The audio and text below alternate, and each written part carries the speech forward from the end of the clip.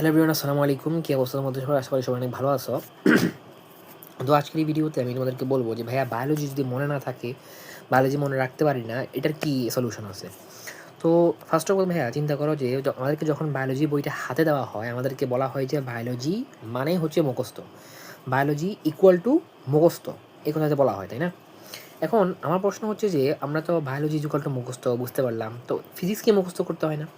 কেমিস্ট্রিকে মুখস্থ করতে হয় না? আইসিটি, ইংলিশ এগুলোকে মুখস্থ করতে হয় না? ইংলিশের রুলস কি মুখস্থ করতে হয় না? আফটার অল দিন শেষে তুমি তো ফিজিক্স কেমিস্ট্রির সূত্রগুলো পরীক্ষার হলের মধ্যে তুমি তো মুখস্থ করিয়ে বসাও, তুমি একবার বুঝে নাও, এরপরে তুমি তো আর পরীক্ষার হলের মধ্যে প্রতিপাদন করো না যে মনে করে যে আমি ভাই অনেক ভালো বুঝি, আমি ফিজিক্সের অনেক বড় জাহাজ, আমি কেমিস্ট্রি অনেক বড় জাহাজ, আমি পরীক্ষার হলের মধ্যে প্রতিপাদন করে সূত্রগুলো বসাবো। তাহলে তুমি বোকার সরকে বসবাস করতেছো। সবাই সূত্র মুখস্থ করে, সবাই পরীক্ষা হলের মধ্যে সূত্রগুলো মুখস্থই বসায়। তাহলে বায়োলজিকে এক্সট্রা করে মুখস্থ বিদ্যার উপর নির্ভরশীল একটা সাবজেক্ট বলে শুধুমাত্র এই গাছের পাতা সবুজ, গাছের পাতা সবুজ বলে বলে বায়োলজি মুখস্থ করে গেলে বায়োলজি জিন্দিগিতে কখনোই মনে থাকবে না। ওকে, বায়োলজি মনে রাখার একটা ট্রিক্স হচ্ছে যে কনসেপ্টটা বোঝার চেষ্টা করা।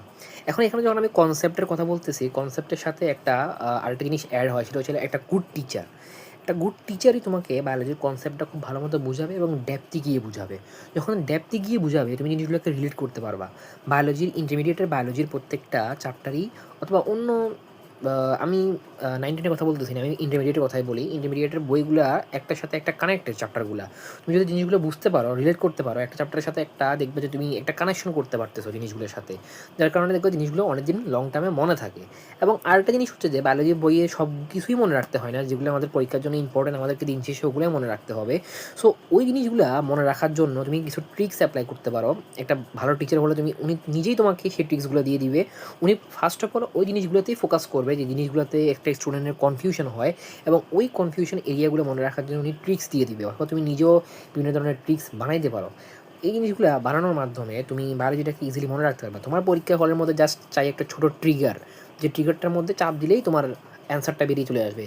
নো ম্যাটার তুমি ছন্দটাকে কীভাবে মনে রাখছো, তুমি কোন খারাপ নিউমোনিক্স দিয়ে মনে রাখছো নাকি ভালো নিউমোনিক্স দিয়ে মনে রাখছো, তোমার যেভাবে মনে রাখো তুমি সেভাবে মনে রাখো। আমাদের দরকার পরীক্ষার হল পর্যন্ত সেটাকে নিয়ে যাওয়া এবং সেটাকে পরীক্ষার হলের মধ্যে মানে একেবারে ঢেলে দিয়ে চলে আসা, কিছুটা এইরকম জিনিসটা। তো জিনিসটা একটু অ্যাপ্লাই করে দেখো। বায়োলজির কনসেপ্টটা একটু বোঝার চেষ্টা করো, একটু ডেপথে গিয়ে পড়ার চেষ্টা করো, একটু টাইম দাও বায়োলজিকে। এরপরে বিভিন্ন ধরনের ট্রিক্স অ্যাপ্লাই করো, একটু লিখে লিখে পড়ার চেষ্টা করো। যারা বোর্ডের মধ্যে ভাইরা লিখে লিখে পড়ায়, লেখার পরে একটা নোট তৈরি হয়ে যায়, ওই নোটটা ভালো মতো পড়লে মোটামুটি বায়োলজিটা মনে থাকে। সো এটা তোমরা ট্রাই করে দেখতে পারো, আর না মনে থাকলে ভাইয়া তো আসি, আরও ট্রিক্স দেওয়া যাবে। Best of luck, tata.